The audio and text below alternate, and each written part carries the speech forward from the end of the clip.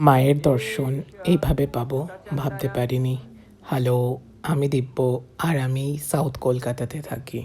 আজকে মায়ের টানে আবারও চলে এসেছিলাম শ্যামসুন্দরী মায়ের দর্শন করতে। আর এখানে এসে এইভাবে দর্শন, এরকম ব্যবহার পাবো আমি ভাবতে পারিনি।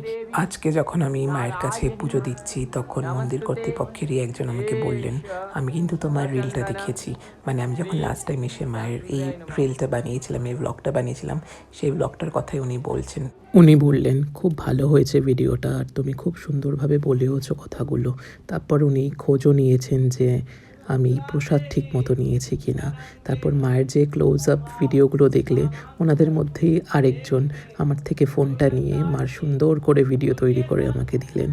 খুব ভালো ব্যবহার ওনাদের। যেরকম মা সুন্দর সেরকম এখানকার মানুষগুলো সুন্দর। তারপর মায়ের প্রসাদ নিয়ে মাকে প্রণাম করে আমরা